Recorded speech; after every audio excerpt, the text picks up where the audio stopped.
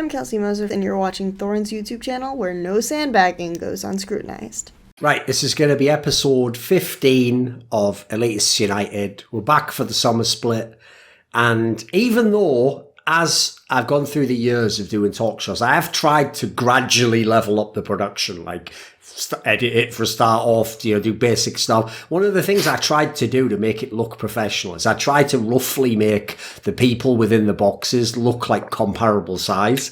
But you have to understand, Veteran always sits way too close to his webcam, so he's always just going to be some Zordon looking motherfucker that's just a head just screaming stuff about League of Legends to everyone. So I'm not going to make us look like that, so as we're just going to still look like, people with a head and shoulders in a box. So people are just going to realize, if anything, the thing is, in some ways it does fit the theme of the show, right? And people already think, Veteran's a bit overbearing, thinks he's the font of all knowledge of League. So I think it just fits with the branding. Just keep it, just go with it, right? So anyway, let's start this episode off. So sOAZ. Obviously, there's so much we can discuss about the LEC, all the stuff with the meta that's so interesting. But I have to ask you to begin with, right? Since when we had you on the show last was when, in theory, things were still okay in Misfits. We thought the team could become a top team in the LEC, and it ended so badly. Can you just take us back in time a little bit? What do you put that down to? What do you think happened towards the end of the split that went so badly for Misfits from your perspective? I think we were.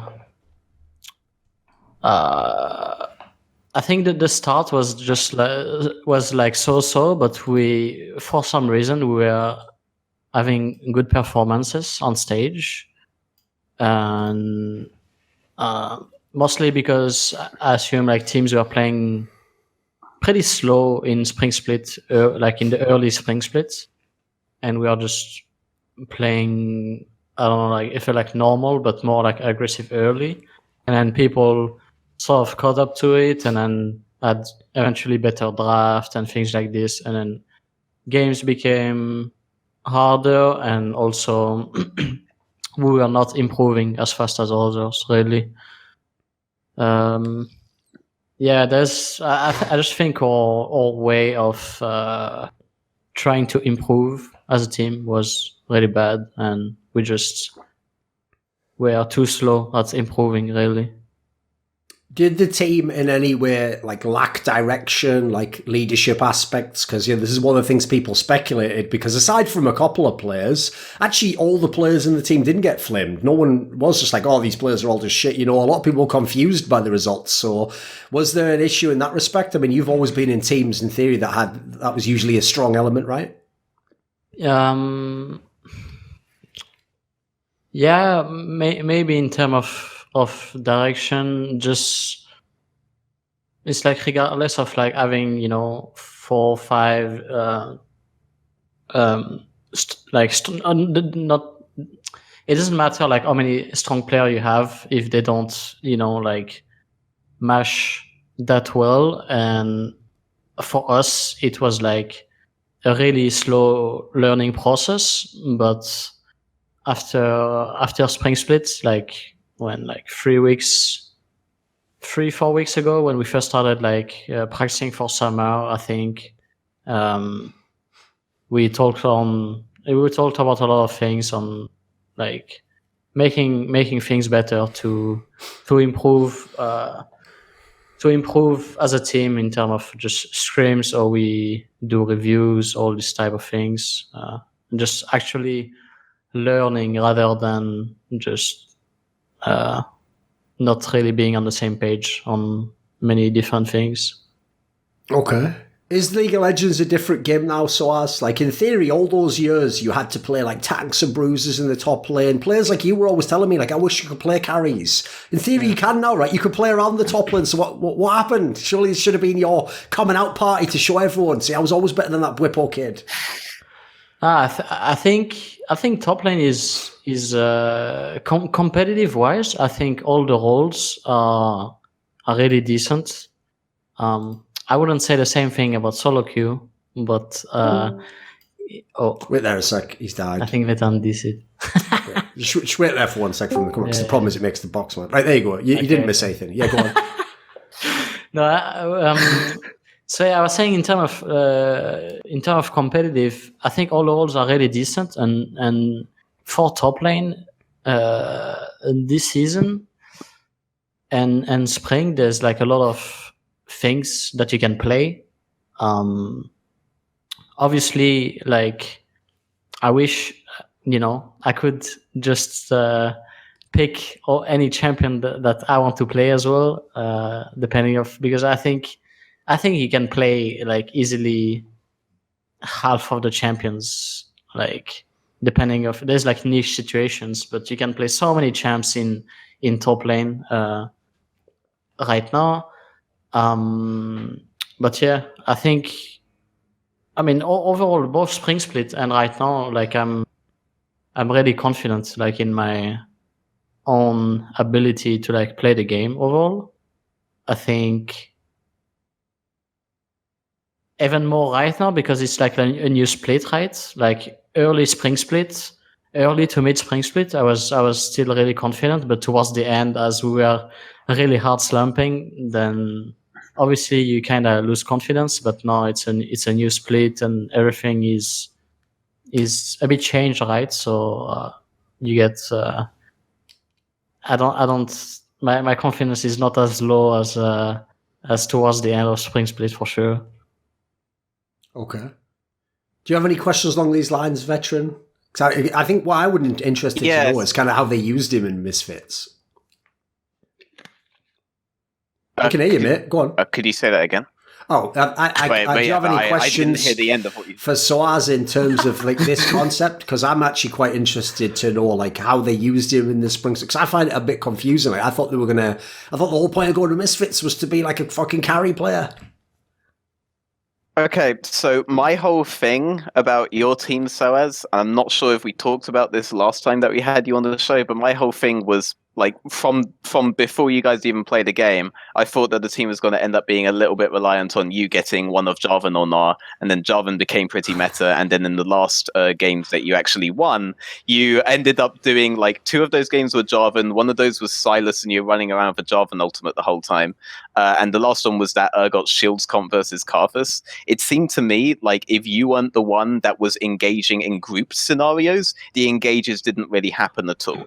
And this split, it's only been 2 games.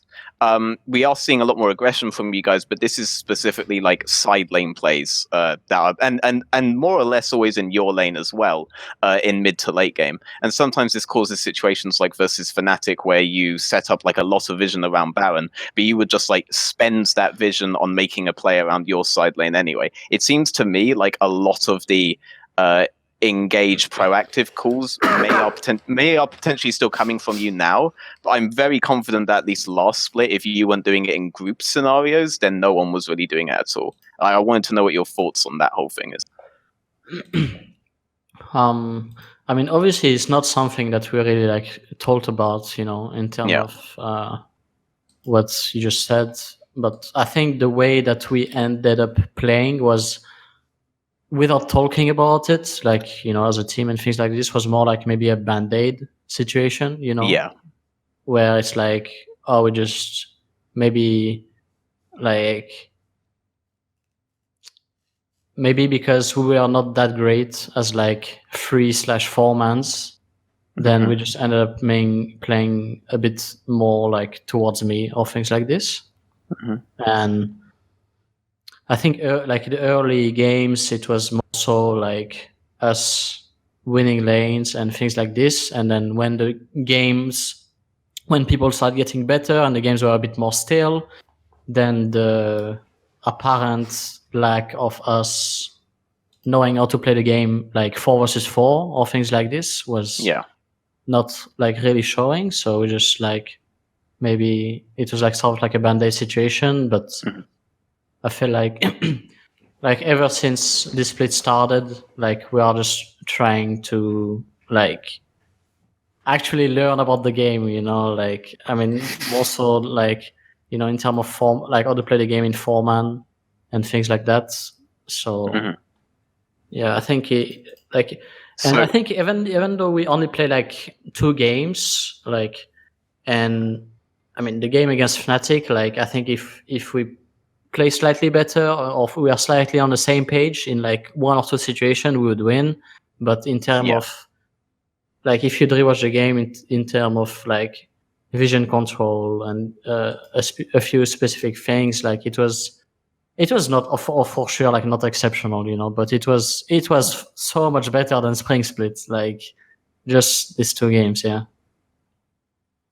Yeah, I agree. I mean, the way that Spring Split was, the way Misfits kind of historically has been, is that you would like get Baron Vision, then you just like vanish into Baron, but then you just set up the map again, you vanish into Baron, you set up the map again. But this time you're doing like a lot more stuff, like a lot more proactive stuff on sides with it. I agree. Like I can think of like two situations. One was when they went topside for you on the Infernal, like a little bit before that. They could have easily like held mid priority, I think. And then there was a situation later on where you guys were spread in a really weird thin way while you were like flanking that didn't need to go the way that it did. I think if those two situations went a bit better, then I think you guys probably win that game. And while I will agree this is like a different kind of Misfits, it still seems to show kind of the same fundamental problem. Like even when you were on the age trucks, if you weren't doing the engages in the group situations, they either weren't happening or the enemy is getting the opportunity to do it first. And even when you were playing the Jarvan game, a lot of them seemed to be like counter engages, and you got like a lot from the fact that your bot lane ended up doing so well against their bot lane, you know? So I'm wondering, like, this is where I have to, because I had to lead into this bit somehow. Like, I'm wondering in terms of like the 10-man, Maxwell said that he's learned a lot from like Kire, for example, and Kire's like a really aggressive jungler, particularly early game, which is not really where Misfits have had like their biggest issues or anything. Do you think that like that the kind of different personalities that you're seeing from some of the players on the 10-man roster is like helping you guys figure out when you're having these discussions about how to play the game?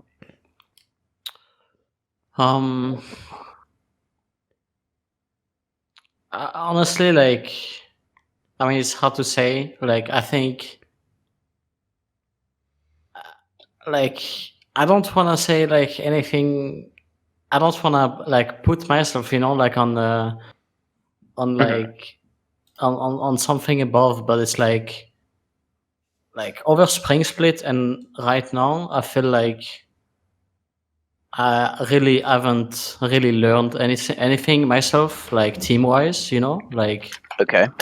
Like I obviously learned so much, you know, individually because the game changes, you know, lane changes, you play different champions and stuff like this.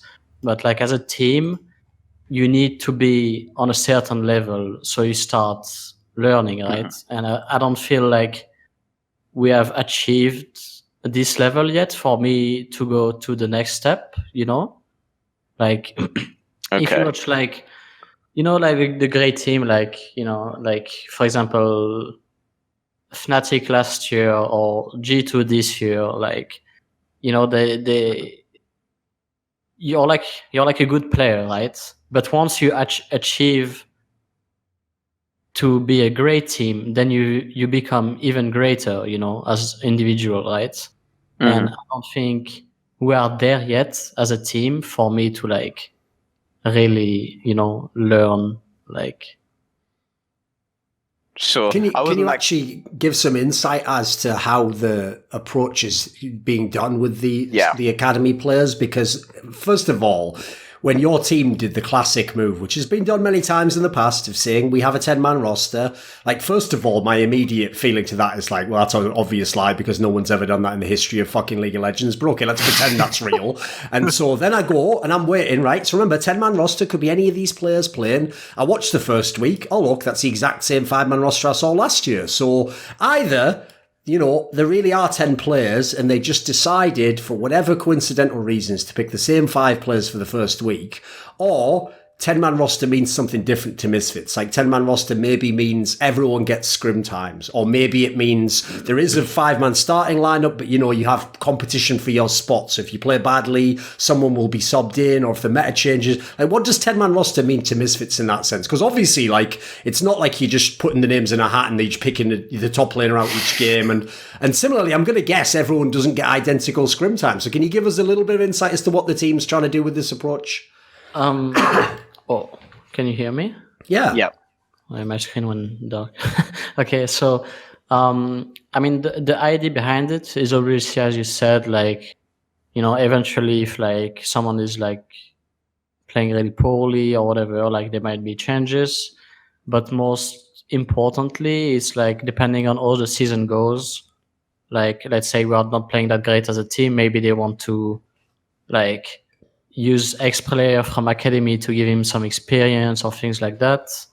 And also by the end of like, in the case that we will go to playoffs, for example, then we will be like maybe like 7-man roster or whatever. Just like for it will be mainly for things like playoff or if we get to Worlds or things like that, I think. At the moment, do you mainly just practice as the original 5 starters? Yeah, for the most part, yeah. Like in one day in the week, we're gonna play the academy team, and then we try like a few things, and then it just depends, like. But for the most part, we play with the five same. Okay, as expected then.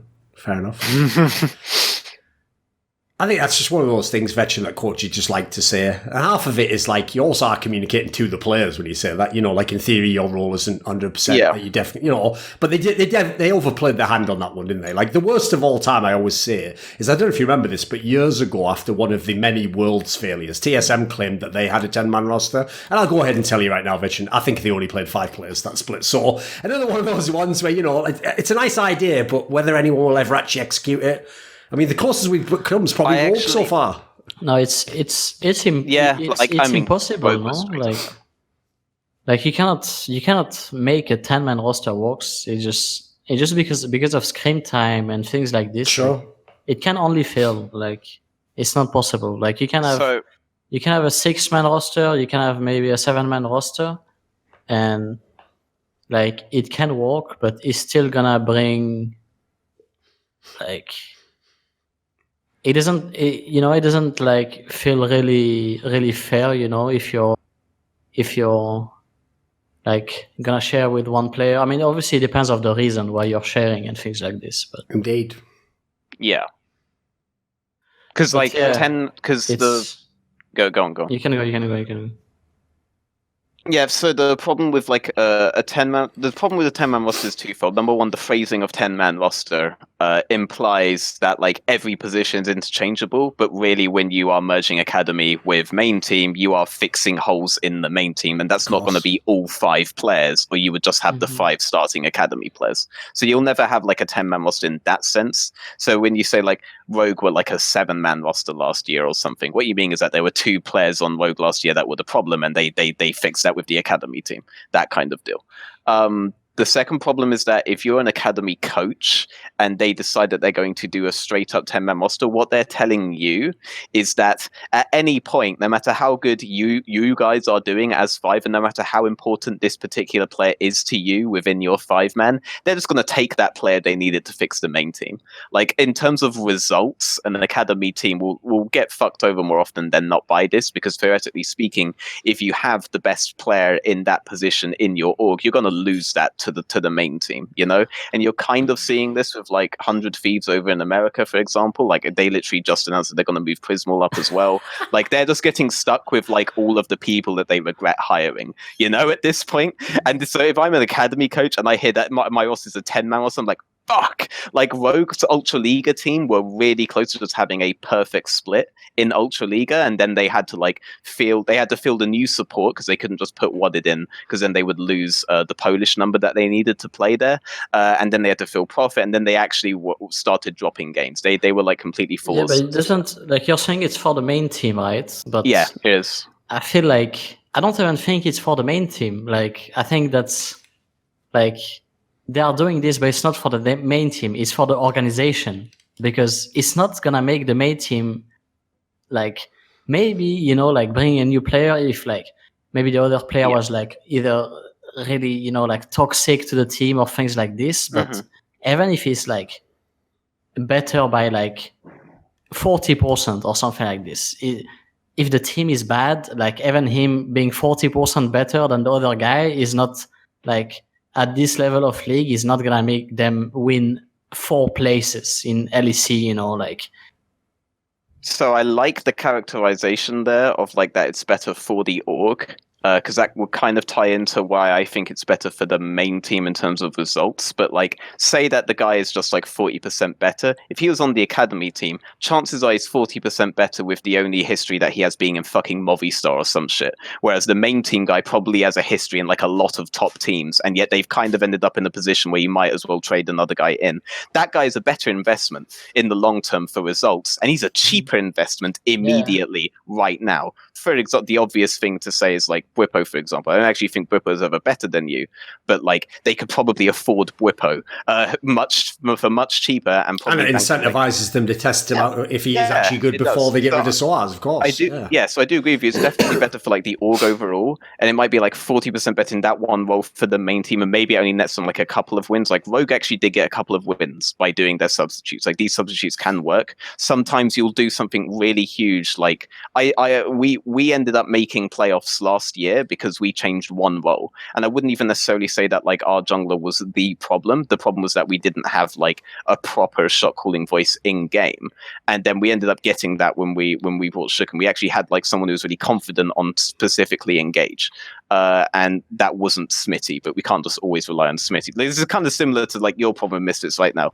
That fundamentally changed the team and made it a lot better. So sometimes it's not as simple as like the player itself is like 40% better. I think like there's obviously some cases where it's gonna make the team better by like, you know, like because the whole dynamic changes by team changing just one player, right? So it changes for all the players, but like maybe you change one player and this guy is better, but the dynamic is gonna change, and maybe he's gonna make some other players play better as well. Yes. Or maybe it's gonna make some other players play worse as well. Like you don't know, or the dynamic is gonna change regardless of the player being better or worse, you know? Because sometimes the player is gonna be worse, but as you said, maybe he knows how to engage, right? And it just makes the whole team better. So at the end of the day, it's just about like team dynamic and everything. So there are like a lot of people that are saying on Reddit that, like, for example, Leader might change the dynamic of the team because he's like really aggressive, but I don't really think that like sideline aggression is the issue of your team or anything. There are players. I don't think it will help the core issues of Misfits, really. Yeah. No. But there is a guy who goes really balls to the wall, sometimes going 2-10 in online events, but offline events, he gets really fucking good, who probably would change the dynamic of your team for the better. His name is Heaver, and he gets a really bad rap on Reddit. But if I'm looking at that roster, that's the guy that I'm thinking, this is the kind of shit that the main team fucking needs. Someone who just presses the go button that isn't my top laner. Like, that's exactly what you guys... Kire could potentially be an upgrade, but he'd be like a soft upgrade. He wouldn't change the dynamic. Your early game is not been a problem. It wasn't the problem last year. It's not really a problem. It's good for the most part, I think. Yeah, it is. It's good enough. Like last year, like I think I had this argument on Listen Loco, Thorin, that like the problem last year was not really anything to do with their early games. It was purely on capitalizing on that early game like issue. And like, I'm not saying the early game is perfect. Your game is obviously not perfect, but like you probably would have been a top 3 team last year if you had like the ability to capitalize when you're jungle and support on like Zac Alistair, but nothing happens. You had like a 7k gold lead, you know, like instances like that should not happen. And there are options on your acad team that could fix this. So yeah. Hi. Exactly. Didn't you watch MSI sOAZ? You're just going on every fight. There's no such thing as like forget pull the trigger. You need a machine gun. That's like League of Legends now. You know, there's no like deciding if this is a good fight. Did anyone watch MSI? No, I watched. What about? Give us some thoughts on like let's start with G2 then. So what do you think of this team? I mean, the good thing is, sOAZ, you've obviously literally seen all the best European teams to ever play League. You're obviously a part of most of them. So what is your thoughts on this current G2? Like, are they really the best that we've ever seen play? I mean, I don't think you can compare teams from past years to teams like right now, you know. You definitely can't directly, but you could ask someone who's an expert and who saw all of them which one was better. I would think that the best team was probably the team with like Reinover and Uni in Fnatic. Okay. honestly. Season 5, yeah. Yeah, I would say so. Like, in terms of how dominant they were, like I think it feels like G2 is like obviously the best team, but it doesn't feel like they are not attainable. You know, like it doesn't feel like you cannot beat them, right? As Fnatic was far more like dominant back then from memories. Yeah, I mean they had the 18-0 split. They didn't drop games until they met Origen in the finals, kind of. Well, actually, until they met. Oh, you guys almost won. Yeah, okay. Actually, I remember. We went like 2-3 against them in the final. But... Yes. To be fair, Riot did give sOAZ the assist by making Gangplank OP as fuck, and like there's only about 3 people in the world could play at the time. When he got those, I mean, he got like a triple kill bot lane. That much, like... I had money, and you got a triple kill bot lane. I was like, holy fuck, I've won. But yeah, I mean, this I remember like we won one game just because of swap. Like, I mean, we were really good at lane swapping in OG, so we got like a good win just because of lane swap and Fnatic fucking up. That's a huge thing to say, though, versus Fnatic, who basically changed the lane swap meta globally with the way that they played it. Like, there was a really critical thing that Fnatic did and the other team was doing at the time. It seems really obvious to everyone now, which is to always put the top laner on the bouncing wave. And this was just a really free way for Huni to like hit item spikes where he could just play like an absolute maniac, which he would do no matter what. But Fnatic were really good at doing this and getting him to that point safely in their swap. That basically changed the global meta at the time. That was like really fucking revolutionary. But on the idea of like which European team is strongest, like if you were to play every European team against each other, the most recent European team, or every best European team against it, the most recent one will always win. Like the game changes so fucking much season for season. Like I remember towards the end of last season, I watched the finals of the season beforehand, and everyone looked like they were fucking like the world finals from the season beforehand, and everyone looked like they were playing so fucking garbage compared to how they play now. Yeah. Like I'm betting right now if I went and watched IG versus Fnatic, not just Fnatic but IG as well, would probably look like they are monster inting it the whole time compared to how G2 are playing now. Like the game changes so much that like that's kind of irrelevant, but like in terms of dominance within the region, quite clearly Fnatic like doing the 18-0 streak, even if obviously it was quite close versus Origen, it was close versus H2K, yes, and it was surprisingly close versus Gambit. Actually, I remember Gambit almost beat them twice in that split. But that's just like a relative thing, and like a relative thing. I mean, I'm not necessarily thinking. I'm not necessarily thinking only by judging from the, you know, like the 18-0 split. I'm also like thinking like scrims, you know, and just the team in general, you know. Like there's always a vibe, you know, to like different teams. Like if you think about, you know, if you ask like people, you know, about like the best team ever, like any people that play the season of Samsung White will just tell you Samsung White was just like, they are like fucking monsters, you know. Like, so, you know, it's just like these kind of things, right? Sure. Thing is, I can see what you mean. Like, that Fnatic team in Season 5, their control over the game seemed really impressive. Like, they always seemed like they knew what they were doing, and it was so hard as a result to think you could beat them. But I could see in a different way why someone could be more intimidated by G2, because even though G2 definitely feels more beatable, like, there's going to be moments in a game that even is going to be chaotic to them, I actually could see a world in where that could be intimidating, though, because, like look at this Origen game they just played against G2. If you watch that game, you should be constantly throughout that game going like, pretty good by OG actually. Hey, not bad. Pretty good response there. They got, and at the end of the game, it's like, and they still lose. Like that's fucking mad intimidating. Like, you know, it's the same reason why I feel like when IG does really well, it's so hard to figure out how you'd play against them because you can't play their game pretty much. I think they love that shit. It comes mainly because so early game. I mean, we don't have enough data on like the whole regions yet, but in terms of European early game, it's super volatile. So most of the early game can go either way. But what is G2 really good at is just playing the map. And that's where's their biggest strength. Like just wherever they put resources and just lane assignment, just all this type of things. Like they're really good at at playing the map as a team, and that's how they win most of their games, in my opinion. Like, yeah, I think the mid game was like their strongest period last split, for example. Even though at MSI they started doing this really weird thing relative to Wonder, but still overall, I think their mid game has always they always find really good opportunities in mid game to catch people out, and I feel like their early. Go on. Yeah, I was gonna add, like, they're also really good in like, they're like similar to to last year Fnatic in terms of team fights. Like, yeah, I really like in like the last year Fnatic, there will be like Hilly, Caps, and me basically on like engages champs, right?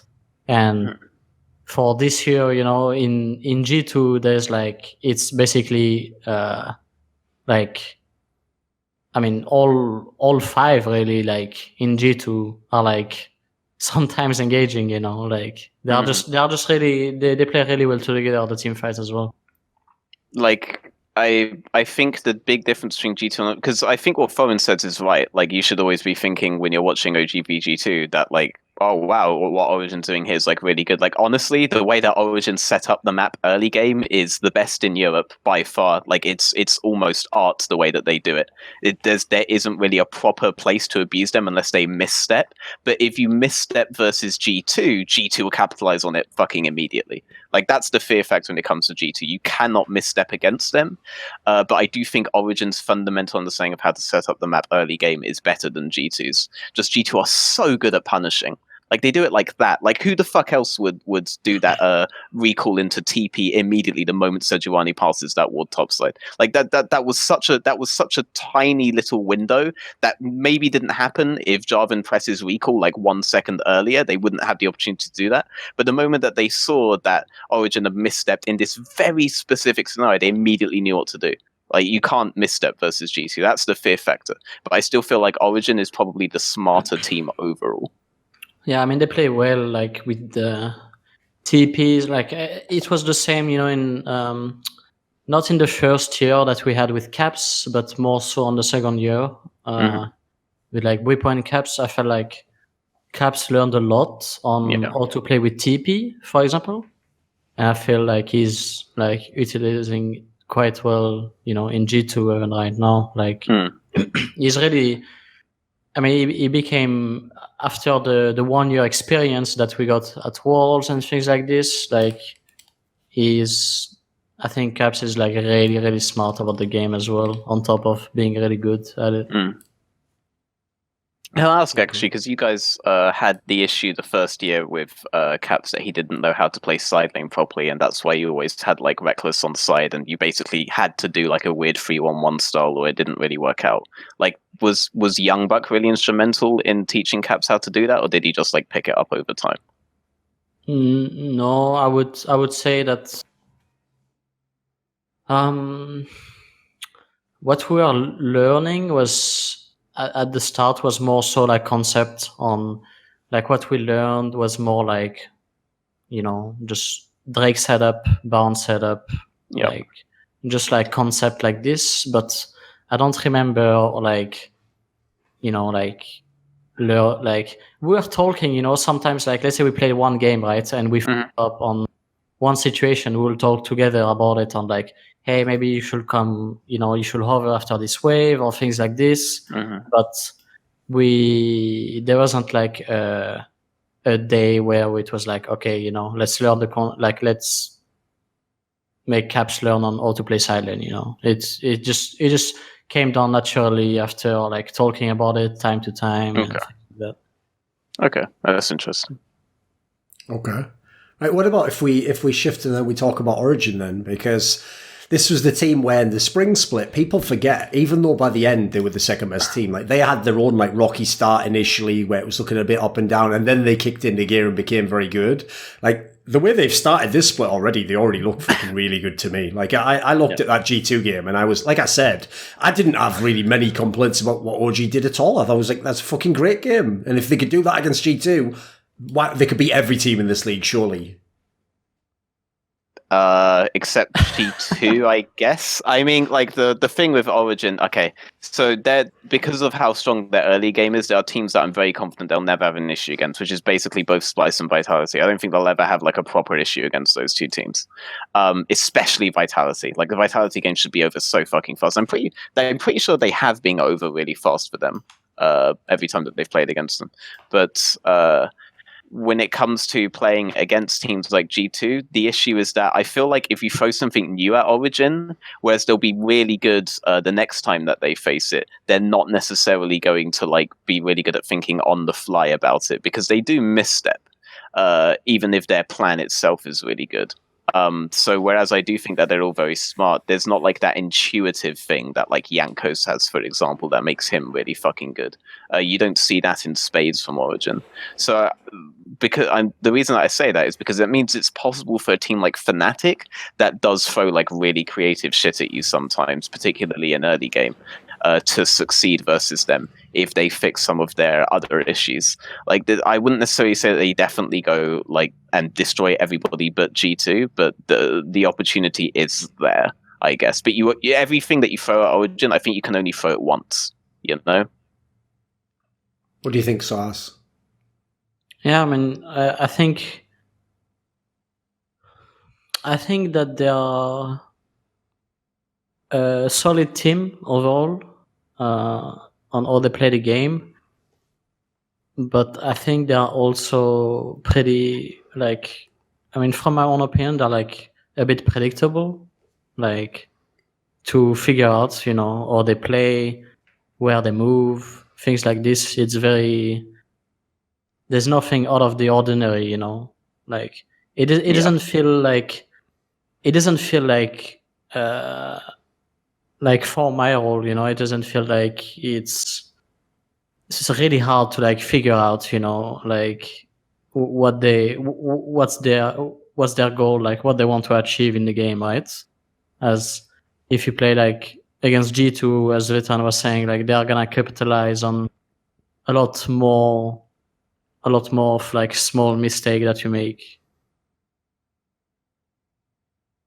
Sure. But it's like I think that whereas it's easy to like see what Origen are doing, I actually think it's really difficult to punish what they are doing outside of those like couple of second snap decision moments that G2 are really good at capitalizing on.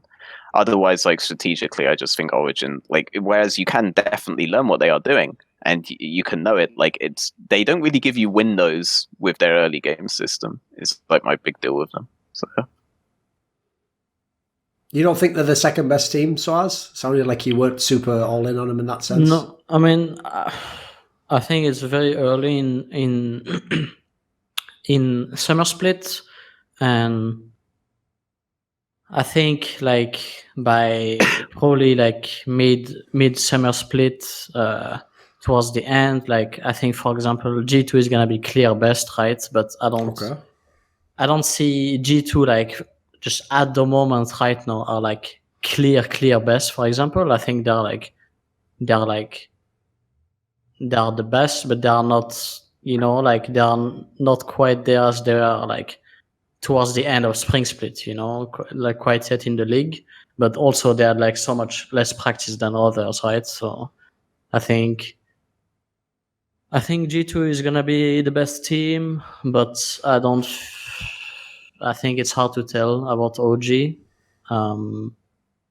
I think they are definitely a contender, like for top 2, top 3. Okay. Yeah, probably they are like contender for like top 3. But it's really early to tell, I think, for them.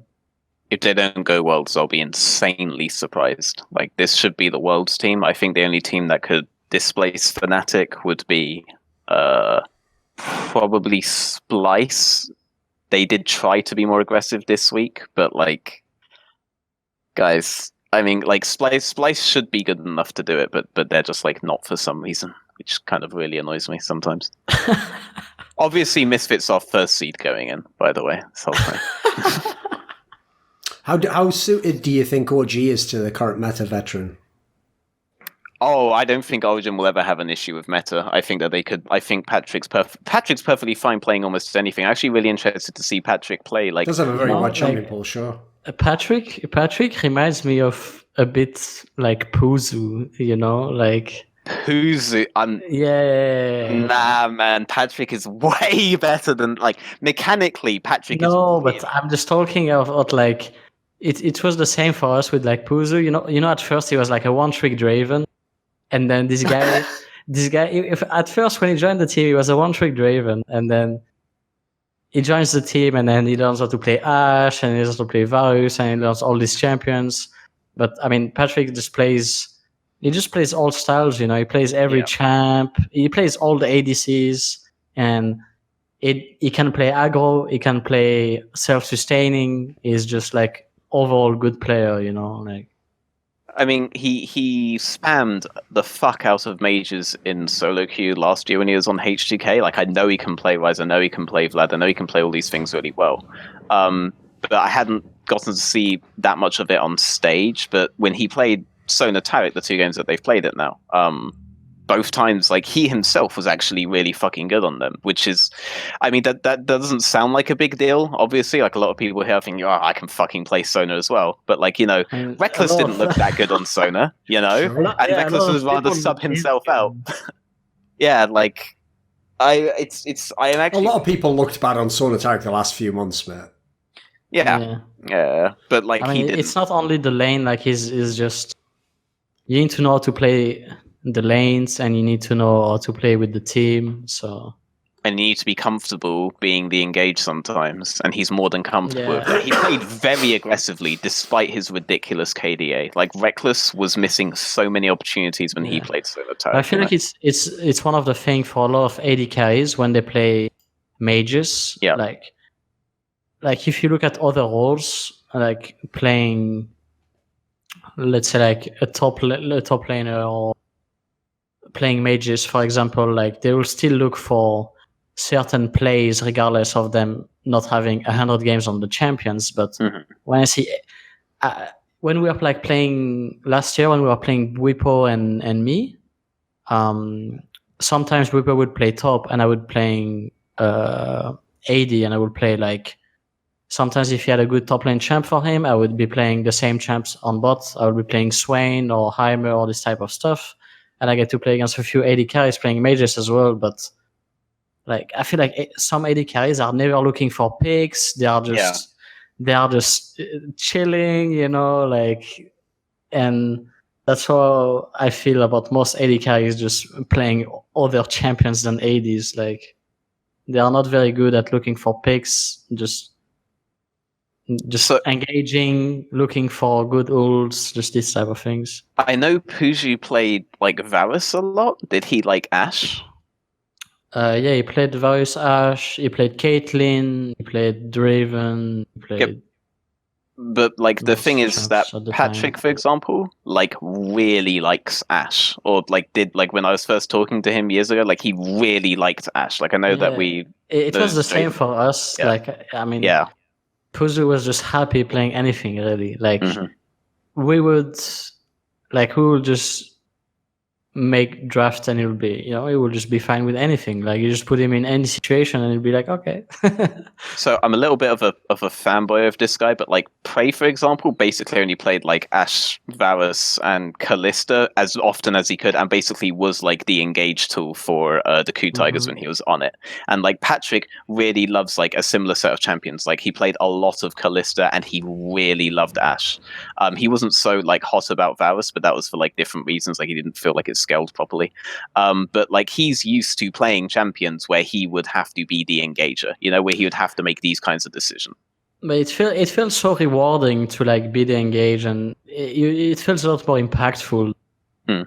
Just doing nothing. Like I don't know. Like I wouldn't be able to play AD carry and just farm the whole game. Like, yeah, but like your typical like Draven or Caitlyn or Vayne, like AD carry main, the guys who came up playing AD carry on that, they're more than happy to play that kind of style. But the ones who are playing these more like engagey guys are probably guys more likely to have like a mass champion pool, you know? And obviously, like, other laners are probably going to be better at that. Like, putting Whippo bot was probably really good for this. Putting Perk spot is obviously really good for this. But, like, I feel like the AD carries that came up playing more, what people would say is more like utility-based AD carries, but I hate calling Ash that because she actually does do disgusting damage later on, are the ones that are more likely to be able to adapt as an AD carry to, like, the current state where it's not just farming AD carries. You actually are expected to perform a function on your team rather than have, like, 4 slaves and being the queen bee, you know? Yeah. Okay. Well, let's talk about the Fnatic team then. So obviously, we addressed this on the last one, but basically Veteran, there's no excuses this split. Like, they have had these 5 players now. Yeah. They've got through some of the early issues. You can see, like, they seem to have, like, from what I can tell, Nemesis, whoever he is now, that's just who he is as a player. Like, he's gotten over the rookie stuff. He's integrated into the team. Like, the team you see now, can this team win the LCS? LEC now it's called, but LEC obviously. When? Holy shit. The team that I saw this weekend could not win, but I still believe that they could become good enough to contest because it's just so easy to fix this one issue that they have with early game. And I know that they have actually talked in interviews now about how they actually understand that they just didn't understand early game. They have at least been having conversations about it. And that sort of thing can be impactful. But, like, for example, everyone's obviously thinking that, like, the early games were quite good this week. Like, they played against Misfits, but, like, I question what would have happened if sOAZ doesn't go up on that wave, but Brox is wasting his time there, and Maxwell is bot side and getting the Mountain Drake. Like, the game probably wouldn't have even been close for, like, Misfits if, like, certain missteps didn't go differently, or, like, but the way that they're playing right now is still kind of cheese, but it still, like, kind of works. And they're still just ignoring one side of the map in favor of the other, but now they've switched to, like, Whippo and they're ignoring bot. I wanted to vote Reckless. Seems like a better approach though, right? It does, because Reckless was still coming out ahead, even though, like, Hillisang was spending his life mid, and then they were all leaning to top, like perma. Reckless was still up in CS versus Hansana. He seemed to not get punished, like, at all, but I really wanted to vote him MVP of that, because I have no fucking clue what happened. Like, I haven't actually used ProView to check, because it blowed my mind when I realized in mid-game that Reckless was, like, on parity to the point where you can't quite abuse that point where Sivir is much stronger, much more willing to take fights than the Xayah is before Xayah finishes the second item. That was like 2 recalls for you guys, whereas it should be like 4 or 5 recalls of the way that Fnatic were playing, but somehow it wasn't. So just quick shout out to Reckless. I don't know what the fuck he did there, and when I watch I'll probably be disappointed, but that kind of blew my mind. They're ignoring him anyway, going to top. Whippo, like, obviously Reckless handles it a lot better than Whippo did last year when they were ignoring Whippo in favor of Reckless, but we need to see them being able to set up the map for 5 people, like Origen can do, like G2 can do, like even fucking XL can do this. They just can't do anything else is the problem with them, you know? Like, this isn't like some mysterious higher level element that no one can understand. They just need to, like, understand this aspect, and then they could contend anyone. Nemesis has been doing a lot better since, like, the first half of last split, you know? Like, he's done a lot better since then. He did pretty good this week, but this one aspect is still a problem. They're just ignoring a different side of the map, and as sOAZ knows, spam ganking a different side now. Like, yeah, I mean, in our game, like, I feel like if I just expect a lane gank, like, the game will just be over. Honestly, like. Yeah, I agree. But yeah, or just one of the two, you know. Like, I didn't expect he will just run straight top again. Like, it was funny, you know. But next time, like, you know, like, it's not gonna work twice. Like, yeah, I mean, like, I don't want to be, like, harsh on you. I feel like the first time there was, like, no reason that you shouldn't know that this was coming top side, like, with the way that Whip was positioning and knowing where your jungler was, and knowing but I was, their jungler like, stuff. But I think it was more like miscommunication, because, like, he just cannot stay. Like, you even see in the trade, like, he needs to flash out, and he's like 20 HP, you know. So if my jungle just comes and we just play 2v2 there, like I agree, but your jungle is setting up. Even before this, like, I was like 25 CS up, like. Yeah, I think you maintained CS lead, like, most of game. Yeah, like even after the 2 ganks, I was like 5-6. But I mean, it was just sad. Like I should have just been more vocal and tell my jungle just come now, And Sure. yeah, I think if I dodged one of the ganks, like early game would be boom for them, and it was still decent regardless of how the early went. Sure. And we could have won, but yeah. I don't know if you saw this, Veteran, but people were like hard flaming Vidius because apparently he fucked up during that like Lee Sin gang where he called it a misclick where they put the ward down, where he was doing it to get like one extra auto attack off basically. And so everyone was like hard flaming the fuck out of Vidius for not knowing this because apparently like Brox has some Lee Sin guide where he explains you do this. Wait, so you mean after Q you just ward? Yeah, you Q W and then and then get auto and then But that's apparently for some reason he in the broadcast he said he just like misclicked and put the ward down or something. No, I mean but the second part of this guy's a Nocturne mid main, so wherever. But like the second part of the Q is an execute, so you do that to get max damage down. Like it makes way more sense to do that. But yeah, that's been like the standard combo for like 2 years now, though. Like it's not just Brox's Lee Sin guide where you can find this. Like probably any random Lee Sin guide will tell you that your normal combo is QWQ. Most of them should tell you that right now. But yeah, I didn't know that. I have cast muted for reasons like this, so I didn't actually know that he did that. Funny thing is, I've told so many casters, like I'm not flaming now, like everyone can have areas they forget something or they don't know. I've just told so many casters though, it's easy. Just don't talk about what you don't know about. Just stick to what you do know. Like if you see something like that, just ignore it completely. Let someone else make the comment or whatever. It's just so easy to not get into trouble in that respect. So. I don't know. Anyway, what do you think though, sOAZ? What's your expectation for Fnatic? I mean, they can make it to Worlds, but I don't have. If they do make it, like I don't have much hope for them. Like after, like I just think I don't see them becoming like a great team. Like. Mm-hmm. Yeah, I mean, that's what holds them back, do you think? Because put it this way, like if I go and ask a bunch of, like I'm not even talking about the most idiot fans. If I just go and ask people who watch LEC a lot, they'd probably tell me that everyone except Nemesis is still like a top player. They're rolling Fnatic, they have all this talent, etc. So what are they missing to make them a champion team?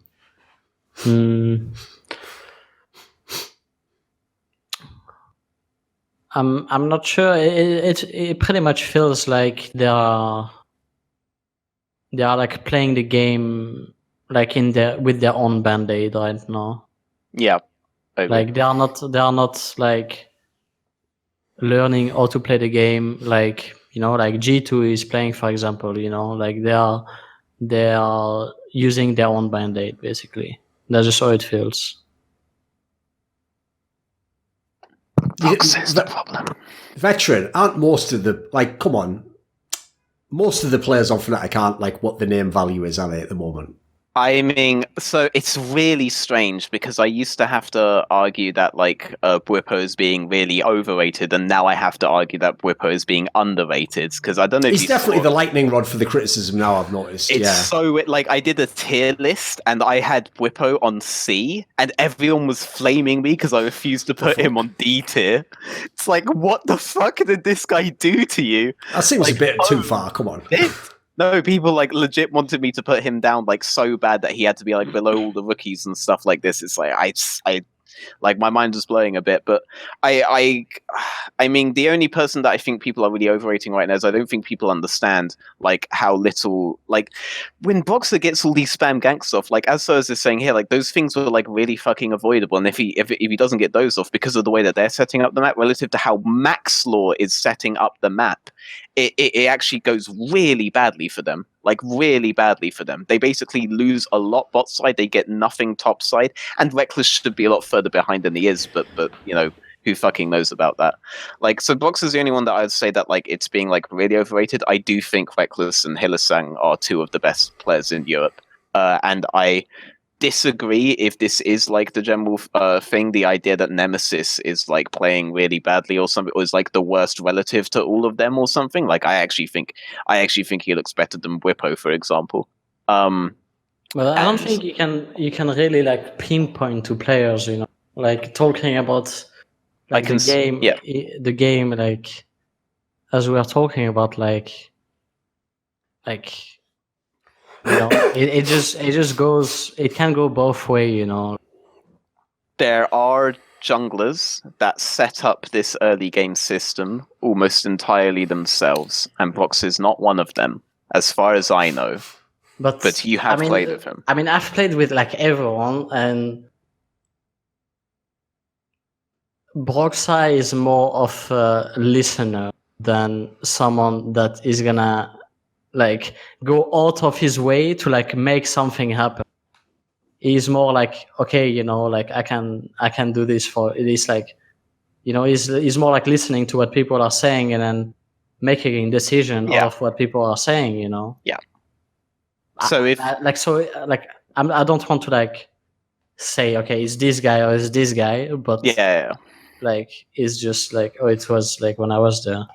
So I don't want to be like that either, but there is a guy on their CAD team right now that does actually add that. And when they said that they were bringing in Dan to like 6-man it, like I was actually really down for that because he does understand how to set up the map at that point, and he does have the personality to not just be a listener. So I think that would be like the most immediate upgrade that you could do to that roster. Even if you just used him in scrims and then had Broxer sit and watch and go, look what he's doing here, you could do that. Would even help, surely. But would that change? That doesn't change someone's personality, though. Like being an in-game leader is a personality trait. You can't like transplant that. Like everyone's an adult now. Like it doesn't work like that. But also, like I feel like scrims are like such a horrible way to judge like how things will go on stage. Sometimes, like there have been some teams that are so dominant in scrims, and then they're just dog shit on stage. You know. Like the Schalke roster that I coached at didn't act in the split where we didn't qualify. Like there was a period of 3 weeks where we were only scrimming LCS teams and we didn't drop a single game. Like literally not a single game dropped, and we didn't even like qualify. Like we didn't get past Misfits Academy and stuff like this. Like sometimes that shit lies to you, man. Is all I'm saying. But it's difficult for people to say with confidence, like, this change will make a difference on stage. Because if it doesn't make that difference on stage, you look like a fucking idiot and you probably lose your job. So, like, most staff people wouldn't do that. I even think the whole Whippo thing is a little bit... Like, I'm with you. Like, my problem was I thought people overrated him so much with the Fnatic team last year that I just spent all my time seeming like I criticised him. But I actually think, for me, he's just like the EU version of, like, Khan, basically. It's like, if you set the team up right around him... Khan from SK Telecom, because to me these are players where they need a very specific style of team and they need a lot of comfort in their play, and if you give them that, they could be some of the best players at their position. But I don't want to just plug and play these guys. Like, I feel like that's a terrible fix for most of them, because then all their flaws just manifest, you know. I don't think that Whippo and Khan play the same way, but I actually really do like that comparison in terms of like how you should see them fitting with your team and stuff, because I think Khan's gotten a lot of criticism for SKT as well. Yes. And like I've criticized him as well for playing the way that he did. But I was at least mindful of the way that Clid was playing the map and the situations where Khan was like properly being abused or something. And these are different situations from where Whippo gets abused. But like I do like the comparison overall. That's kind of like the skill level where I see Whippo, but for completely different reasons. They're like different players. They're different players. But I do kind of like that. And to be fair, you go on, Saz. I mean, thinking a bit more about it, it's more like it feels like playstyle of like Nemesis and Whippo are like polar opposites. Okay. And I think that's why like right now, let's say they're playing more towards Whippo, because if they play towards bot side, then Whippo is probably gonna int. But if they play top, like bot lane knows how to play, like Reckless knows how to play like Adistor, self-sustaining, and no, but he knows. I'm not even flaming. He does. He's good at that. That is the main thing he's good at. Correct. No, but he's gonna be smart. He's gonna be smart at playing self-sustaining, and Bwipo is gonna get the resources and he's gonna know how to use it for the most part.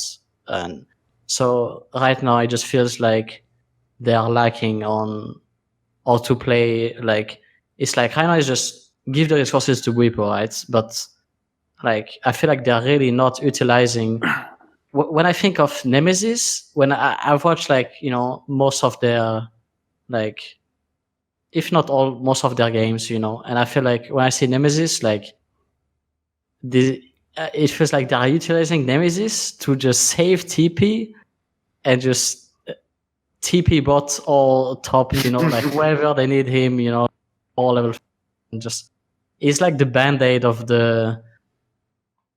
like the team's fucks up in a sense, I don't feel like he, even though like I feel like he's playing for sure better, that he have been in the first weeks of him coming into LEC.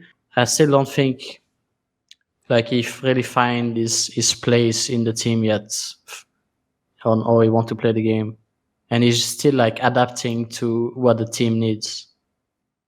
Yeah, I don't disagree at all. Like last split, the big change mid lane for Fnatic was that he basically only played like Zoe, he played Lissandra, he played like sOAZ, like things that will really easily like not necessarily get hard mid prio, but at least deny it.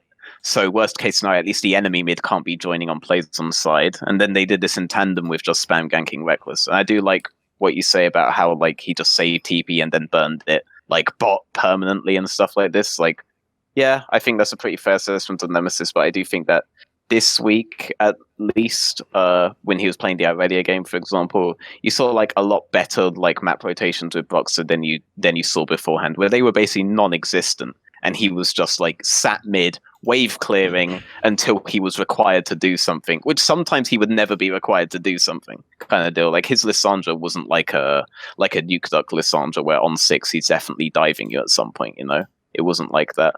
I also want to say that I think so. When it comes to like playing towards Reckless, that Bwipo might just be bad at playing without jungle prio. There were just so many times where his wave was just so fucked, and Broxah would do nothing about it. Whereas I know that Cold would at least fix that before moving towards bot side. That's what makes Origen like really good. Like no one is basically ever in a position where, unless they really fuck it up themselves, that they can be abused by a gank or something. And I didn't actually see enough to indicate that Bwipo is fucking up himself. Whereas bot lane, with AD and support, it's much easier to hold the wave in a favorable state for you without jungle assistance. Much easier than it is in like the top lane matchup.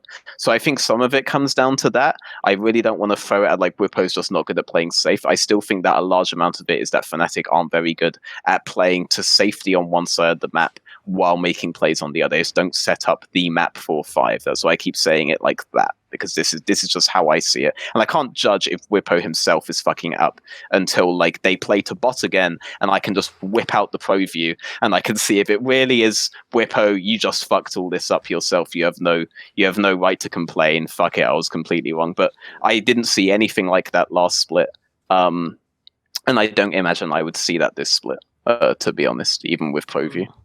But I think like it's just like if you put all the players together, like I think like they all don't necessarily like their playstyle early at least doesn't match that well together, Yeah. But I mean, I think individually like Bwipo is really good, but like for him to like be, to like the next level, I think he to play with players that have a similar style to him, more towards like the aggressive style, right? And then his style of play will just be like, he will just look so much better, like if everyone was playing the same style, same sort of. Makes sense. Right, what about if we shift over and talk a bit about Vitality, right? sOAZ, this is a team where last split, they did win a lot of games, but I have to say it was interesting because normally when a team wins a lot of games, pros just give them respect automatically, you know, like, well, you know, they're a good team, blah, blah, blah, what they're doing works. But I got the feeling from a lot of people that when they watch Vitality win, it's like that meme from fucking Breaking Bad where that Jesse guy's like, he can't keep getting away with this. And it's like, and they can't now apparently. So they lost the first 2 games. The question is that real? Like, are they actually a good team, or were they overrated? Where do you come down on that whole topic? You want like talking about Vitality now, or talking about like Spring Split? Who do you think they are now? Are they actually going to be a good team in Summer Split? I think worse than Spring Splits. For sure. Yes, like as you touched on a bit, like I think, yeah, they're getting away with like a lot of things that shouldn't be working, like, you know, like a really wonky jungle invade that will just make the games super fiesta and teams not reacting properly to it. Just a lot of random things. Yeah. I think teams got a bit better at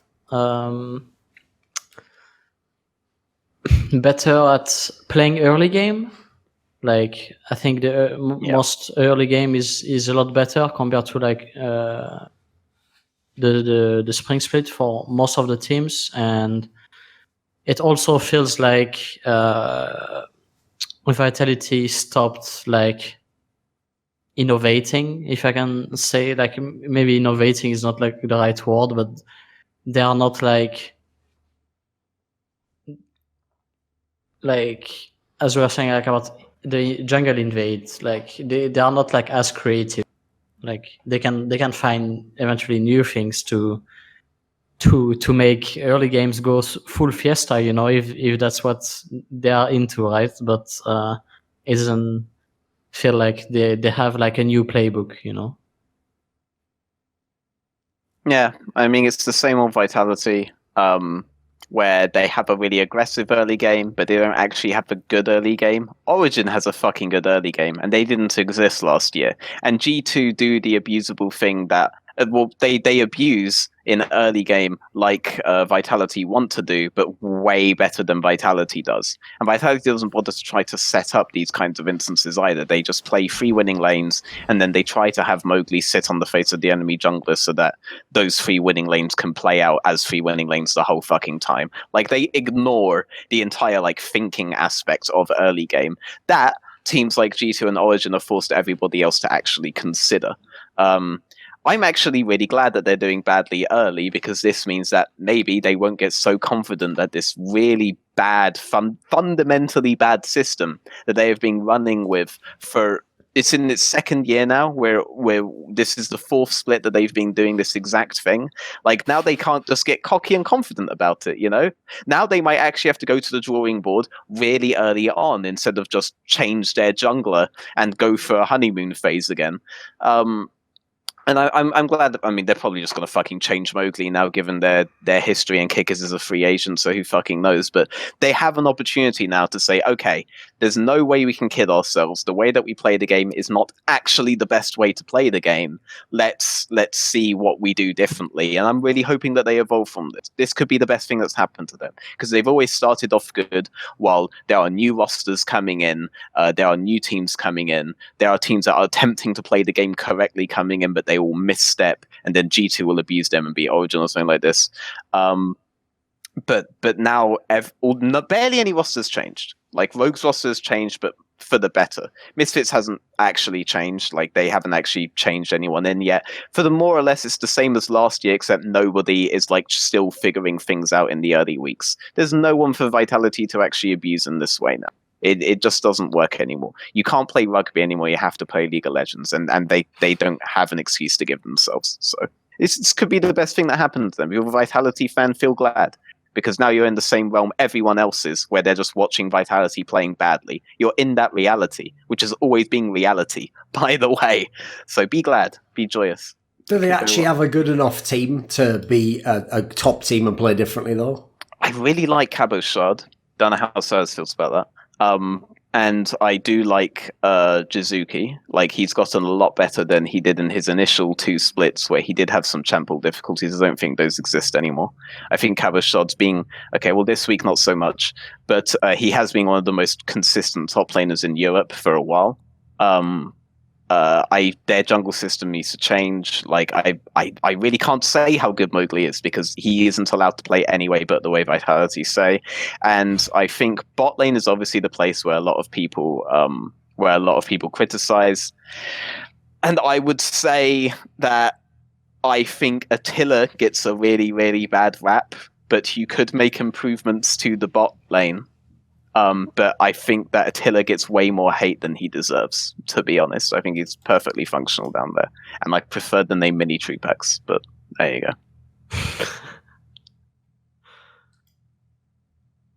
Any thoughts, sOAZ? What do you think? No, I think I would say, like, I think Cabo is a good player, but I would say that it's easy to be consistent when your jungler is always like top side, if not, invading bot side. So, like, he's always, just doing stupid shit, right? So I think it's a bit easier to play the game, at least, like, for it was easier for Cabo, like, but as I said, like, I think regardless, like, he's a really good player, and I feel like like, if you'd asked before, like, Jizuke was definitely, like, the player to watch, and he was like their X factor, a bit the same as it was for us, with Caps, for example. But I feel like they kind of lost that. Like, I don't know if maybe he lost a bit of confidence or things like this, but, like, for me, it's not the same Jizuke as, like, he was when he, like, came in the league. And yeah, their team is not, like, 100% functioning, so it is just team dynamic, and just as Veteran said, just going back to the drawing board and figuring out what they need to work on. But what do you think on Veteran, on his point there, Veteran, about Cabashard? Like, obviously it is going to make it easier to play top lane if you basically know either you are protected from a gank or where the enemy jungler is because the other guy's invading. Like, that will help. I mean, that changes the lane into a strictly 1v1 scenario, and I mean, the way that they draft, that's basically always going to favor Cabashard, but Cabashard makes a lot of things happen in the mid game as well, where if he wasn't playing side lanes as fucking well and as consistently as he was, this team would look beyond dog shit at, like, every stage of the game. Cabashard's been, like, a real saving grace in that, and also when he is in these one-on-one scenarios, even if he is in the better matchup, like, I've seen these one-on-one matchups go really poorly at a professional level as well, but I never saw it go poorly for Cabo. Like, he always played exactly as he needed to. So I mean, my praise is still going to be there this week. Obviously, didn't go anywhere near as good as it was going last year. But Vitality, like, okay, so you're still going to have to think about the game. This won't fix all of your problems.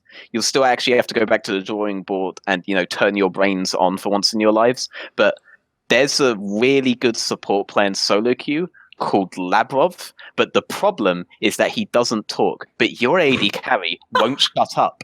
So I'm telling you, this guy is going to be, like, the next big thing for support if you pair him with an AD carry who can't shut up. Just saying. But what if, like, if maybe he doesn't talk, and then your jungle is Korean and he probably doesn't. But the AD carry is Attila, and he doesn't shut up. Yeah, but I mean, maybe he doesn't shut up, so it's like he's gonna get ganks or things like this, but then when they have to play jungle support, then it's gonna be really boom. Okay, maybe we need to grab another jungler as well, but, like, Kickers is on the market, why not? I'm assuming Mowgli talks. If he doesn't, Kickers is on the market as well. I'm telling you, you would not regret Labrov. Ignore Trayton. Trayton, if you're watching, you have tilted me the last few weeks in the LFL. I'm just saying. I actually did a VOD review of one of your games. Please go watch it. Holy fuck.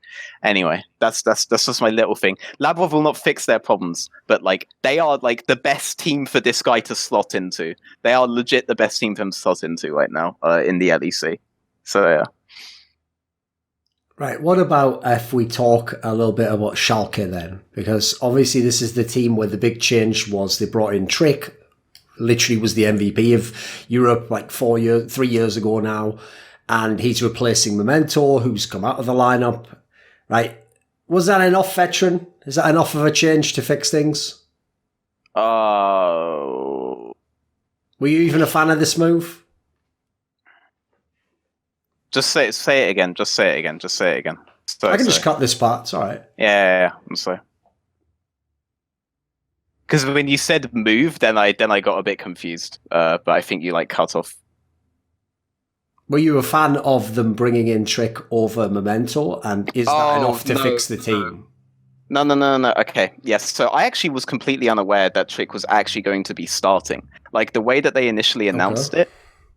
They announced it so that like they said that Trick was coming on, but it sounded like it was like a shared thing, and that Memento had been like learning from Trick and all this stuff, and it didn't. Oh, that's also, by the way, just as a quick aside, another thing that people do with these like sub moves and 10-man roster moves is it's like being in the fucking Soviet Union. It's not enough that you get wrecked; you must participate in your own wrecking. Like you must also post a statement in which you welcome the guy who's about to cock you completely for your role and explain how you're really looking forward to really learning from. Exactly, yeah. You're like, I'm looking forward to really learning how this guy fucks my wife well, and maybe one day I will be allowed to fuck her again. It's like, holy shit, like, you know, it's one thing if you just bench the guy, but like this part's so, like, I just find it disturbing personally, you know, because I'm like, have some self-respect, mate, you know. You can sit on the bench without having to agree with it. Yeah, okay. Well, outside of that, I legit didn't expect him to start, and then they started him. I don't know what the fuck they thought they were going to get out of it, because Trick, like the way Trick played the Elise game is like the most proactive I have seen him play in the last 2 fucking years. It was not very good, but it was the most proactive I've seen him be in the last 2 fucking years. I don't know if anyone's actually bothered to watch how he played with Ignar in BBQ before they did this, good. Or how he played in Turkey. Holy shit. But like I don't know what they expected, because the way that Schalke have been playing out mid to late game, which was horrible last year, the way Barbecue Olivers did that with Trick and Ignar was like that way, but on crack cocaine. Like, I have no idea what they expected here, because their problem right now is that they will only play towards bot lane. They will only play towards Ignar, which has been the problem Ignar's had on every single team that he's been on, including the one he was on with Trick. And then they bring in Trick. Like, that's going to fix their problems and not just exacerbate them even more. Like, I don't know what they think the problem was, but you just, like, their game versus, was it XL? Was probably the most horrible game we've seen in Europe for a lot, like ever since that like Roccat versus Origen game that lasted like 50 fucking minutes or something. That was legit like the worst game since back then. I don't know what you would have expected. I don't know what he's supposed to be there to fix. Like, I was the opposite of happy about this. Like, the moment that I realized they're actually starting him, which wasn't until Upset said on the on like the hype video that like Trick is exactly what they needed. It's like, oh great, another guy who agrees that they should only play around bot side is exactly what you needed. I was going fan-fucking-tastic. I bet Oda1 they fucking loves this shit. Holy fuck, man. It's just so brain dead. It's just so obviously wrong. Like, it's not wrong, it's obviously wrong to do. Like, I just, it blows my mind every time I think about it. Thank you for reminding me that that happened, by the way. You haven't even mentioned Excel yet, but I can just laugh at the Excel thing because... Sure. Well, then the other trigger as well, of course, Veteran, is when they don't play through top lane, but they draft a carry for Odoamne, then everyone can just say he's just a bad carry player. No, D-Trigger was last split. No, D-Trigger was last split when Odo was like 10-0, and I just see Memento and Ignar like sat next to Upset with Odo like alone bot lane, like the whole time, like, guys, like, he's on the map. He just like triple killed at Balan. Like, what the fuck are you guys doing? You can't play. Like, I feel so bad for him, But I don't know, man. Like I just don't know what like the problem. I mean, okay, I just don't understand what they think the problem is. Like the problem is that they are so one-dimensional, and everyone figured that out already. Like they are in the same way that like Vitality are really one-dimensional. People figured them out, but even worse than that. Because if you just prevented the jungle and support being able to like group together in early to mid game, then Schalke had no game plan whatsoever. And people just started attacking Abadage to do that. Because if they didn't get mid priority before moving to bot side and then grouping with Igna and making a play in the jungle or making a play for Drake or diving bot lane, then they ran around like headless chickens. So they attacked Abadage and camped Abadage to do that. And then I have to read on my feed perpetually that Abadage is like really garbage when that's not the problem. There's only one reason why people are like spam ganking him. That's because it shuts down Memento and Ignar getting back together, and putting Trick in doesn't suddenly like make that a good like eliminate that problem. Like you're still just going to play this one particular style. There are multiple ways to counter it that teams have figured out to do so. Like you don't just have to spam gank mid for it to prevent it. Like maybe Trick goes bot without mid priority. Fan-fucking-tastic. There's a really obvious way that you counter that now. This change is just not what they needed, and everyone who was flaming Abdage is like the worst mid laner in the league or some shit like this, like as if he was like actually bad, because I don't really think there are any bad mid laners in the league until they bring Mickey in. It was really weird because the first half of the split, I was telling people they were overrating Abadage because I thought Nemesis and Humanoid were better than him. And then I had to defend him. It was like the Whippo situation, but like in one split. Because the second half, they all like shat on Abadage. But like he was never the problem. This one playstyle, which already exists on BBQ Oliver's, is the problem. What do you think you're fixing? What did you expect? Like everyone know, like even if you know nothing, but that these two guys played on the last place Korea team together, and now you're bringing in to play on your failing European team. If that's all you know, it already sounds like an obviously bad decision. And then if you actually look into why both teams were doing badly, it becomes really obviously wrong. Like I don't understand like who made these decisions for them. It just blows my mind. But David Lim was on both teams, so both them and Excel. So it feels like the fans are like really stuck in the past. You know, when LCS there will be like 50% of like good players and 50% of players that were really bad. Yeah. But now, like honestly, like most of like 90% of the players in LEC are actually like good individually. Yeah. Like it's much more so about just teams in general. Yeah, I agree. I didn't have a D tier for the mid lane section because I just don't think like I saw that there were like 4 tiers with like S, A, B, C, and like it's like I don't feel the need to put someone in D tier. Like I just think everyone in general is quite good in mid lane in Europe. So what do you think generally though, sOAZ, about Schalke?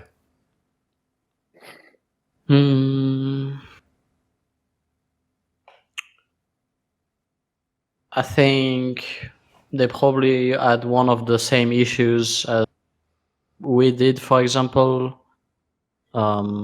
Just knowing how to play the mid game. Like, I felt like Schalke was sometimes they will just like win through, you know, getting early lead, but they are not like really good at playing mid to late.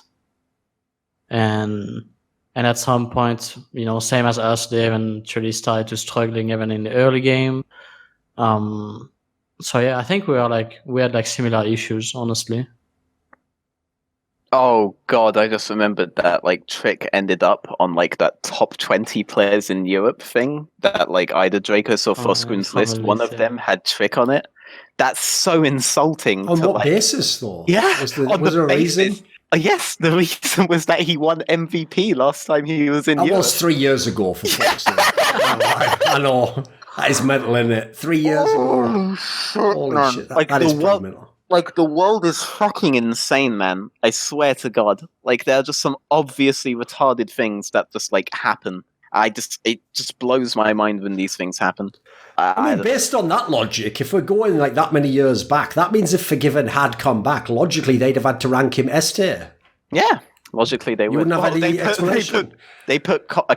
Kobe. Again, Yeah. like you can go see my tier ranking for you. I obviously don't think Okay. like you're bad, but you are not better than Perks and Reckless and like all these guys. And I know that he got voted on first team AD carry, but that's fine. Sometimes players like hit their heads and stuff like this. Like they play video games all day. What the fuck do they know? But like they ranked Kobe so far above the guy that just won MSI playing like every fucking champion in the game kind of deal in bot lane. There's a lot of 5 months pushback on that playing one, it. though, Veteran. There's a lot of Holy pushback shit. I've noticed. People weren't liking it because the thing is, like, I tried to argue against Vidius about Kobe and said he was a bit overrated, right? And the problem is, the fans are so all in on him, mate. They're like, listen, if he gets to a late game, he just wins every game single-handedly for you. It's like, yeah, well, all right. I mean, I guess, sort of. And then they were like, he plays every champion as well. It's like... But, you know... No, he does. He picks every so champion. That's different. It's so much like a snowball effect, you know? So it's basically like Riot have their narratives of like pushing certain things in certain teams, and then fans picks up on these certain things, and then because the fans pick up on these certain things, then this thing become like a reality for them, and then you know it's just like a whole snowball effect, and this guy just becomes like insane, you know, or to the opposite, he becomes just dog shit, you know, when he's not, you know, like it's always like this, and it just first start from just Riot narrative, you know, and what they want to talk about. Yeah, I mean, you're right, but it's like this. I think what really like boggles like Thorin's mind is the arguments that these people make. Like, if they thought about the argument they made, they'd realize that they were just being delusional. Like, one thing I heard that's really common when it comes to like Kobe. Again, Kobe, I don't hate you. I think you're good. I just don't think you're that good. Was that he had like the highest first blood percentage of all AD carries, and therefore he is actually a really good early game AD. One of the weirdest metrics surely to ever argue from for an AD carry. But yeah, especially because if you are now bringing stats into it, you then have to explain why he has like the 7th or 8th GD at 15 of last split, despite having first blood in more games than any other AD carry. Like, but they don't like bring that up or look at it or think about like, oh, maybe there are other stats where Kobe is good as well, and then look those up and then try to bring those up. They just found one stat, it suited them, and then. You know what? I'll give you the analogy, right? And people are going to hate this analogy if they already do think Kobe is a fucking god, and they're going to hate this analogy even more. But I just think it's apt, right?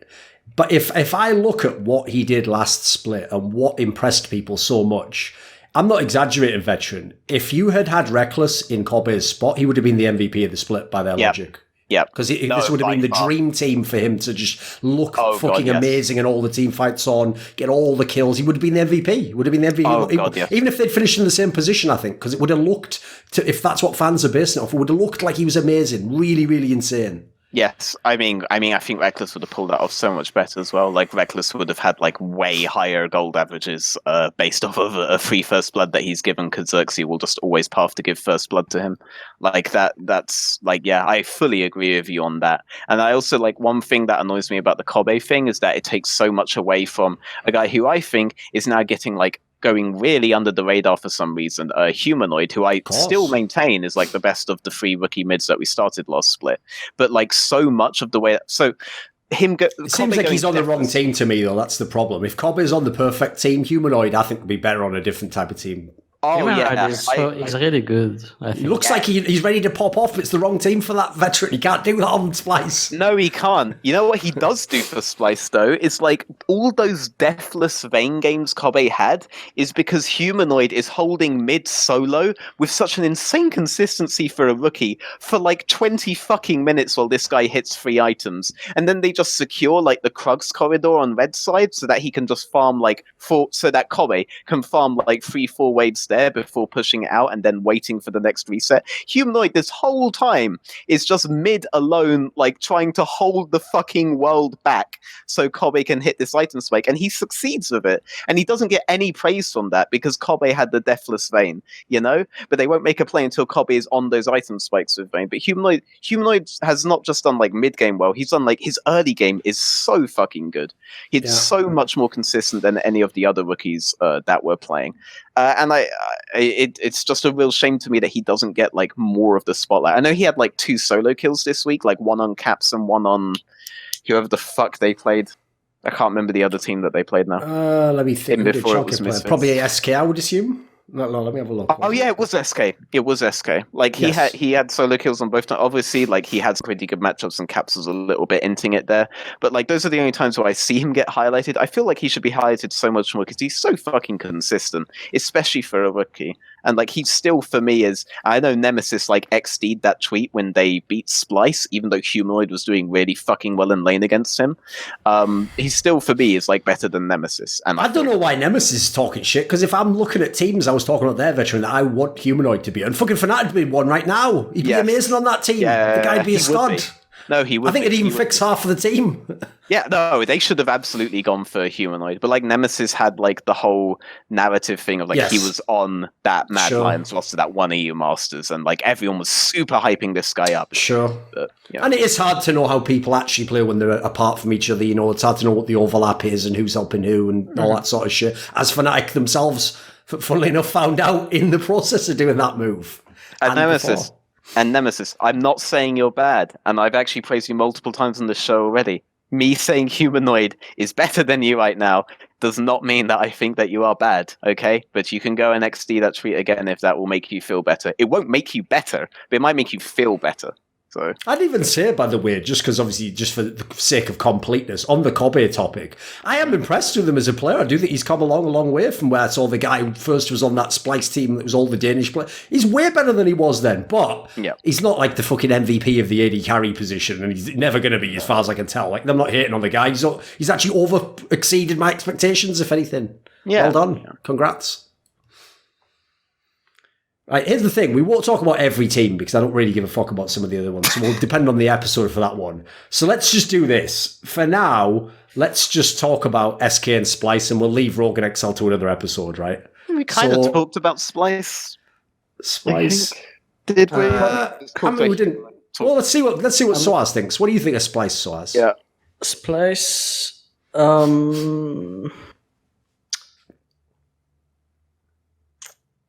I think they are decent, but there's nothing that really, I don't know, sticks out like for them to me. Like I don't know. They are like the best way to describe it. Like is that's a fucking boring team. Like I don't know. it really it doesn't inspire me to talk about Splyce. Like. Okay, this is how I describe it. There are two gatekeepers, all right? I don't know if you've heard me say this before, all right? There are two gatekeepers in Europe, all right? If you beat both of the gatekeepers, you pass through the gate to like the top three to the world's contesting. So you're a good team if you beat these two.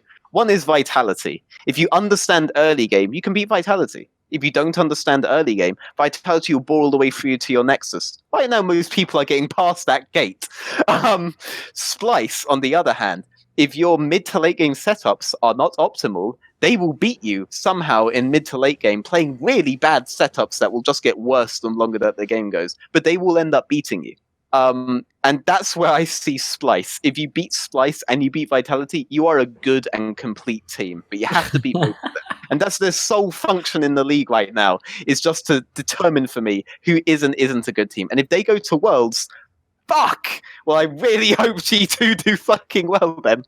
You know? Because it doesn't look good for the region as a whole. But I've always been in favor of like a top-heavy region anyway, so... I've got a question for you, Veteran. You've obviously watched Vizicachi play for many, many years on many different teams and with many different teammates at this point in time. He's had a lot of teammates. Yes. Did this guy, does he, like, his thing was he was supposed to be a carry top laner. He's supposed to be a guy where you can give him his champion. He's going to go, like, does this guy not get the memo? This guy's thing was that he played Poppy really, really well. That's just garbage. That can't be your whole identity. That's like something you do every now and then. Like he thinks it's his identity. I know, that he could play Irelia really, really, really well. But right, I'd like to see some, please. It's in the bag. Can I see some? Here's the problem. Back when he could play Irelia, his trading patterns relative to his jungler were even worse than sOAZ versus Fnatic. Like, they were so bad. And this has been like a consistent issue for Vizicachi for years, to the point where people have now just decided to put him on tanks rather than fix that. And then he ended up on Splyce, who will do that no matter if you're like the god of top lane or not anyway. So he's never being able to like address that particular issue. And I imagine if you start putting him on carries now, he'll have the same fucking problem in that he basically trades based on cooldowns and cooldowns only, not the map state. That's the problem that he has. And they did try playing him on carries and playing really hard to topside. They did that with Aatrox and Kennen, but this was still a problem like mid to late game. And they didn't really do it again ever after. There was one weekend he played Aatrox and Kennen. I'll always remember that as like the carry weekend for Vizicachi on Splyce, but they haven't bothered trying that again. So seems like a bit of a limiting factor for a team then. I mean, Splyce itself, as at a fundamental level, as they understand the game, is a limiting factor. So it's kind of appropriate, to be honest. Like, the replacing top is not going to like fix them by any means. But Arome plays like purely tank champions and without any sort of jungle priority better than Vizicachi does right now, honestly. Like, I'll honestly say that. But what I hear is that Vizicachi like brings a lot in terms of like leadership and in terms of like his personality that is really good for a team environment. I don't think Arome like does the same kind of thing. But like, I bring up Arome because they have him on the academy and they won games with him when they put him in, albeit versus Rogue, but they actually broke Rogue's win streak that they miraculously got by putting in their acad players. So yeah, I mean that's my whole thought on like Vizicachi. Like I don't really blame him for the way that he plays right now, but he hasn't been allowed to develop away from the issues that he had. What do you think, sOAZ? I mean, it's like Veteran was probably more like players individually and things like this. Like from memory, I don't remember that many games that I played like personally against Vizi. So like I have more of an opinion against like, like maybe like Odo or Buipo or things like this. But for Vizi, it's more like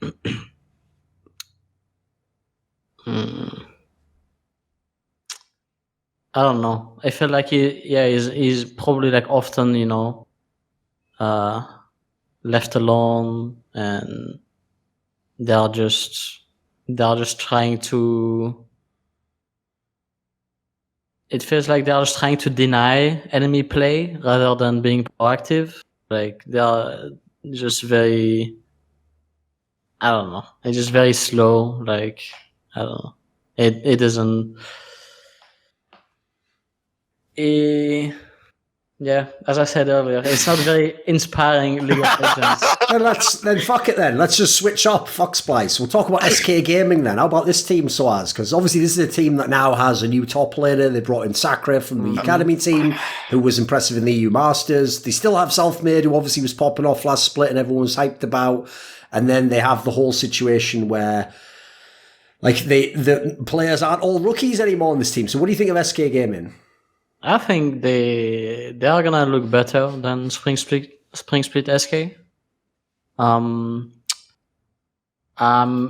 sure that they still need to, they are probably still going to the drawing board every day and trying to figure out like what's the way that they want to play the game, and trying to identify that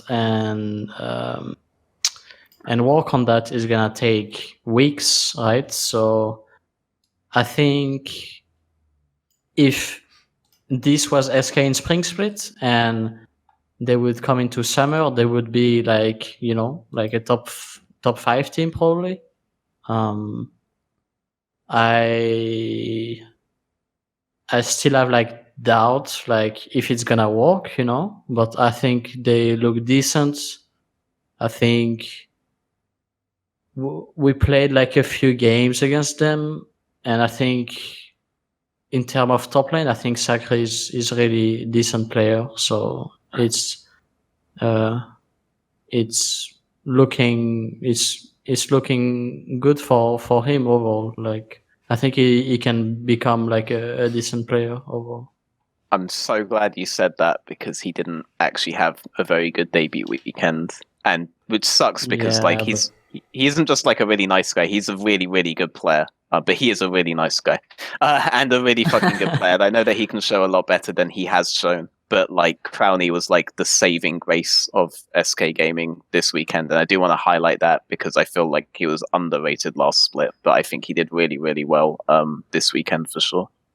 I think SK can do well, but yeah, it's like I don't think I would never say like they're gonna be a top team.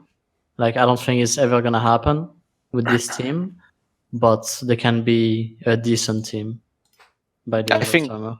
I think they'll solidly overtake Vitality, and I think that they have primed themselves with this change, and especially the way that they were playing later on last split, to be in a position to overtake Splyce.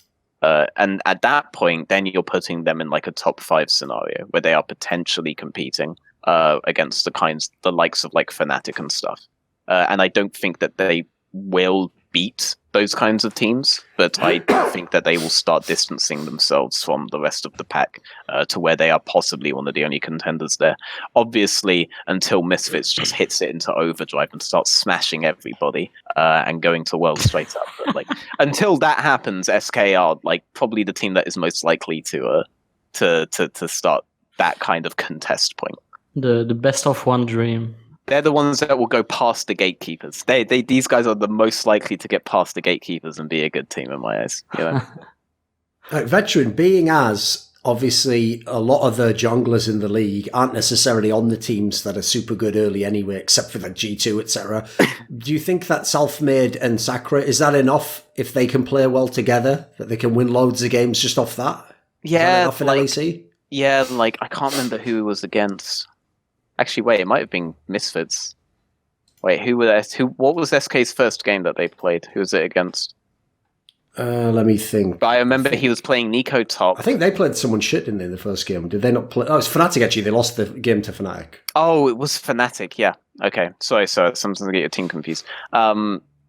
When he got dove top, I actually feel like that was like if that happened on EU Masters, he would have turned that and he would have gotten the kill for sure. But like it seems like he has like at least a bit of nerves right now. I like to put it in because I have seen him in similar situations like that where he definitely has the ability to turn that with Selfmade nearby. But he opted not to, and he seemed to be playing a lot more panicky than normal.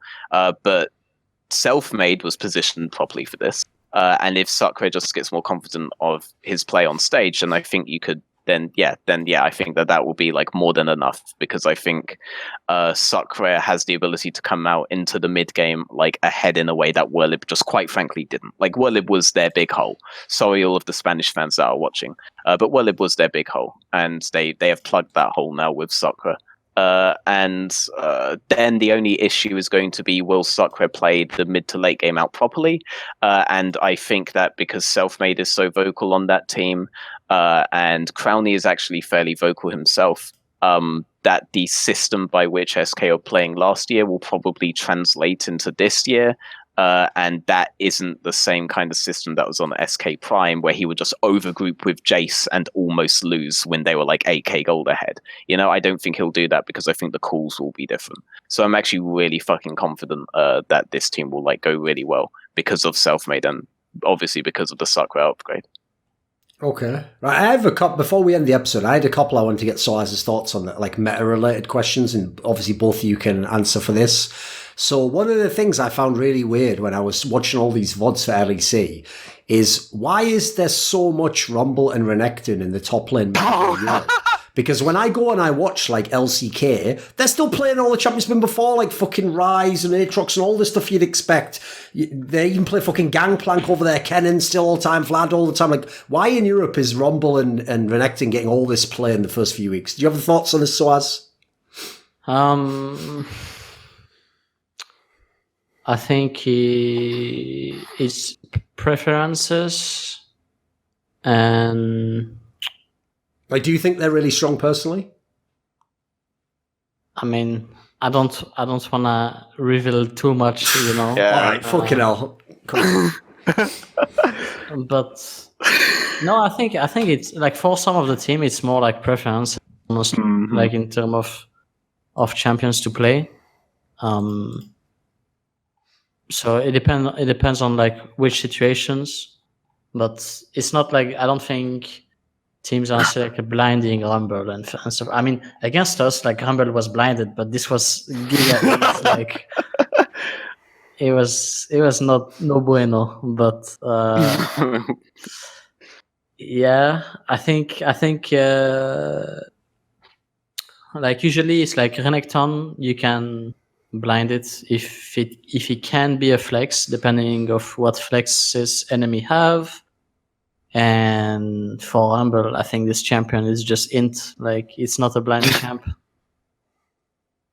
Okay, I've not got, a fan I've got then, you apparently. fine. Go on, come on. I've got you fine. Expect a profit are Rumble, Renekton, and 2Tricks. And when they played Right. against each other, and it was literally Rumble versus Renekton, I couldn't stop fucking laughing because it was so fucking perfect. And like Profit will like divert from that into like Gnar at some points, but like fundamentally, these two guys basically just love playing Rumble Renekton, and that's why you're seeing this. Like it is more or less preferences, so as is saying. I just found this so fucking funny because when it was Expect versus Profit in the Discord call, I was saying, yes, which one of these two gets their Rumble Renekton 2-trick, and then it was Rumble versus Renekton.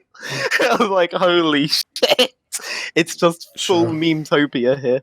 But yeah, it's like it's not anything more complex than that. Like Expect was actually brought onto G2 to be more of a carry player than Kikis was. Because Kikis basically just like played Echo when it came to like being a carry player. Everyone who forgot Kikis was a top laner now remembers that Kikis is a champion top laner, actually. So show him some respect on that. They replaced him with Expect so they could play more carries towards top lane. And that was his function. And then Excel got him.